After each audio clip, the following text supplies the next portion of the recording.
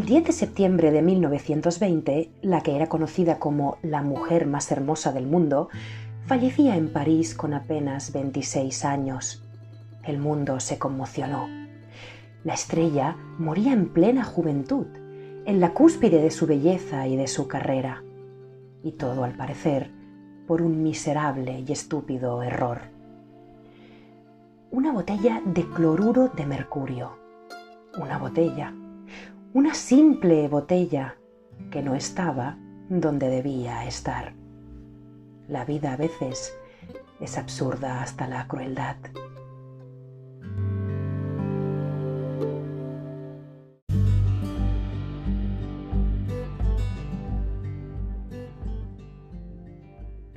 La mujer más hermosa del mundo se llamaba Oliveretta Duffy y había nacido en Charleroi, Pensilvania, un 20 de octubre de 1894.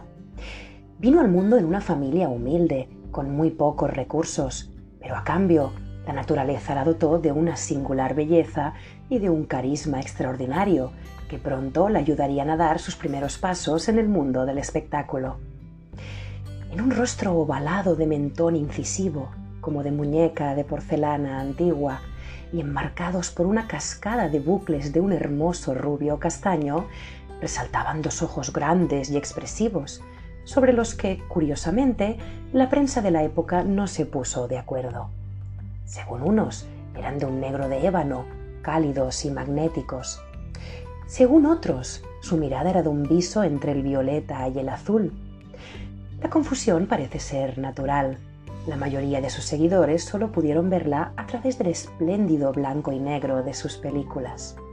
Sea como fuere, su belleza de ensueño y aquella mirada a un tiempo dulce y profunda conquistó al jurado que, en 1914, buscaba a la joven más hermosa de Nueva York. Oliveretta tenía entonces 20 años y se hacía llamar Olive Thomas. Thomas, el apellido de su primer marido. Ese marido con el que se había casado a los 16 años, quizá para huir de una realidad asfixiante y monocroma. Una realidad que le había arrebatado a su padre siendo una niña y que había convertido a su madre en un ser distante y desconocido que trabajaba hasta la extenuación para dar de comer a sus hijos.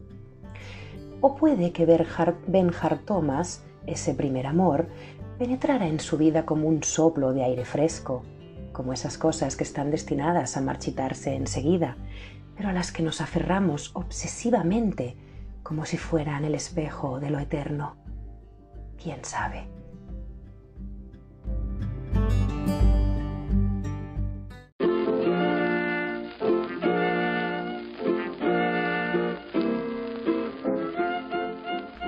A los 18 años, naturalmente, Olive está divorciada y a los 20, tras ganar el concurso, empieza a trabajar en el Midnight Frolics, el espectáculo para caballeros que se representaba después de medianoche en la terraza del Hotel Amsterdam de Nueva York.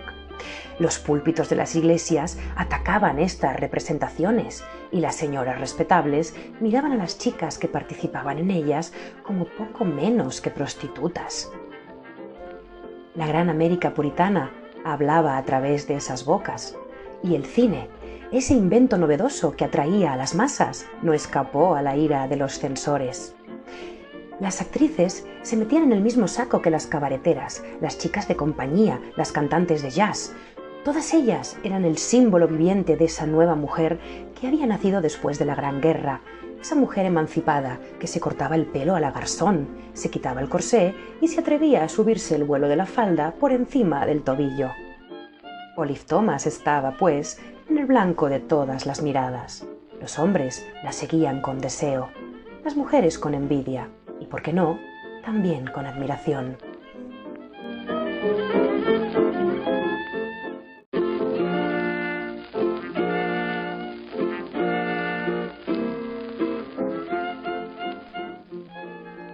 La fama de Olive hizo que le empezaran a llover ofertas. Posó desnuda y con una flor roja en la mano para el ilustrador peruano Alberto Vargas y pronto firmó un contrato con la International Film Company, donde rodó sus primeras películas.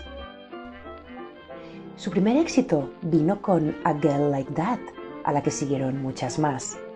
En 1920, ya con Selznick Pictures Company, rodó la que sería su película más conocida, The Flapper, la que pondría, además, nombre a esa nueva mujer que ella misma representaba. En 1916, en la cúspide de su fama, la actriz conoció al que sería su segundo marido, el también actor Jack Pickford. El joven era el hermano menor de la novia de América, Mary Pickford. Mary encarnaba todo lo contrario que su cuñada, con su imagen naif, de largos bucles dorados decorados con cintas pasadas de moda, y su expresión dulce y serena representaba la cara respetable del cine. Ella era querida por las madres y las esposas de la nación. Olive Thomas era su contrario, el símbolo viviente de que el séptimo arte era una Babilonia renacida. A decir verdad, la vida de Olive fue intensa y un tanto disipada. Estuvo mezclada en escándalos de drogas, de fiestas un tanto subidas de tono, además de protagonizar varios percances con su coche. Era una gran aficionada a la velocidad. Desde que se hizo público su matrimonio con Pickford, los rumores alrededor de la pareja no hicieron sino aumentar. A ella se la tachaba de frívola, libertina y amoral. A él de playboy, alcohólico y adicto a la heroína. Un cóctel explosivo para la bien pensante sociedad americana.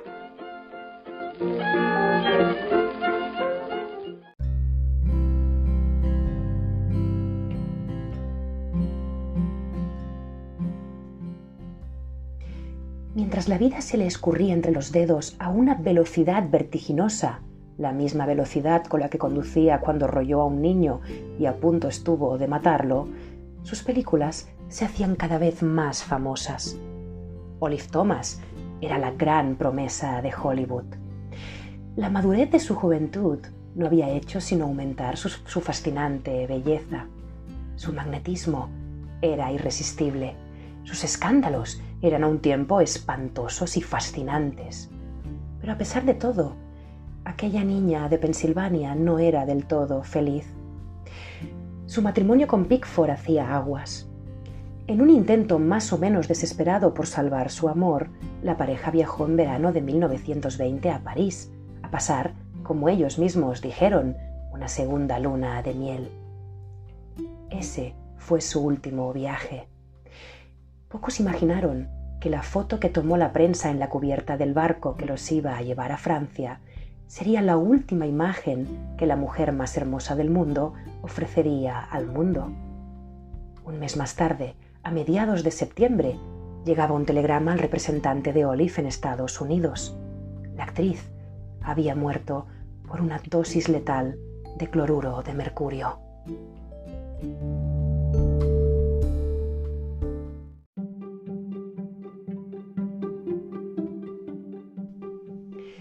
Se propagaron rápidamente los rumores y las versiones de los hechos adquirieron tintes de folletín. Se dijo que la camarera del hotel había descubierto por la mañana el cuerpo desnudo de la actriz, echado en la alfombra de una lujosa suite, extravagantemente cubierto por magníficas pieles. Se dijo que Olive se había suicidado. Se dijo incluso que su marido la había asesinado. La realidad sigue siendo hoy en día absolutamente desconocida. Solo tenemos el testimonio de un desconsolado Jack Pickford que declaró ante la prensa que, la noche del 5 de septiembre, ambos salieron a bailar por los locales de Montparnasse. Parece ser que cuando llegaron a la habitación del Ritz, cerca de las 3 de la madrugada, él se retiró a descansar, pues al día siguiente partían hacia Londres. Su mujer permaneció un rato sentada en el escritorio, absorta con una carta a su madre. Jack dijo que la escuchó apagar la luz y dirigirse al lavabo. Momentos después, oyó un grito desgarrador.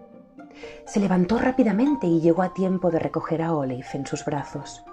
Estaba pálida y tenía los ojos dilatados de terror. Jack, ¿qué había en esa botella?, se ve que dijo. Olive había tomado de un trago el contenido de un pequeño recipiente que descansaba en la repisa del lavabo. un recipiente que pasaba desapercibido entre las otras botellas de cosméticos y jabones. Era una solución de cloruro de mercurio.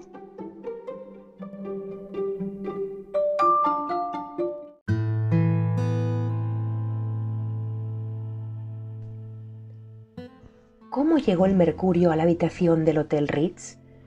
Nunca lo sabremos. ¿Se lo dejó olvidado la camarera después de limpiar la habitación?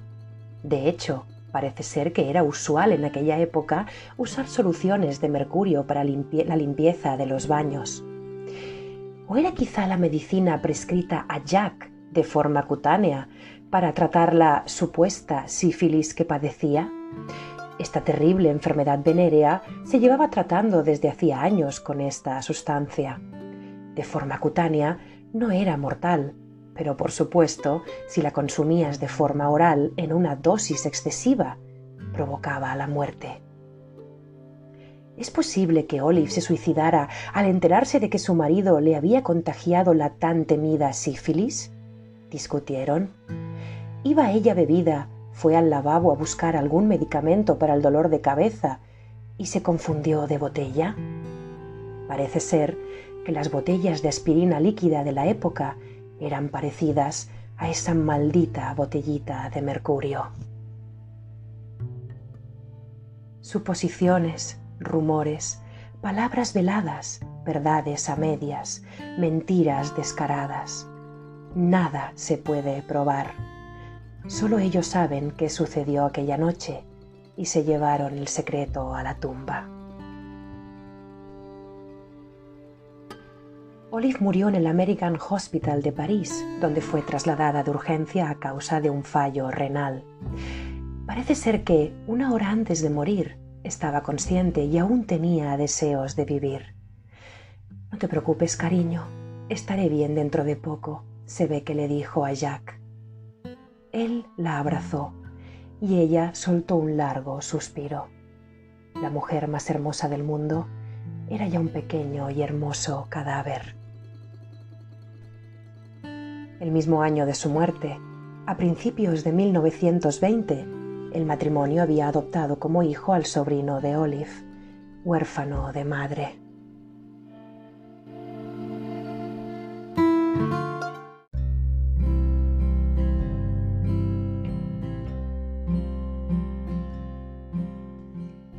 Vivió como el viento y como el viento murió. Jack la siguió 13 años más tarde. Curiosamente, otra ironía del destino, falleció en el mismo hospital que su esposa. Desde la ventana de la habitación podía ver la cama donde Olive había expirado entre sus brazos. Olive Thomas fue el primer gran escándalo de Hollywood. Detrás de ella, tantísimos más. Justo 1 año después de su muerte, la aspirante actriz Virginia Rapé fallecía, también a los 26 años, a causa de una peritonitis, supuestamente provocada por la brutal violación del actor Fatty Arbuckle. Más tarde, Charles Chaplin fue acusado de corrupción de menores. Y mientras el público seguía con fruición el escabroso circo de las estrellas, cada nuevo escándalo era un nuevo cimiento para la construcción de la censura del Código Hays. Sí, Olive Thomas tiene el dudoso honor de ser el primer gran escándalo de Hollywood, pero también, y no hay que olvidarlo, fue una de las primeras grandes actrices de la gran pantalla, que dejó establecidas muchas de las bases de lo que sería la mítica, divertida y libre Flapper de los años 20.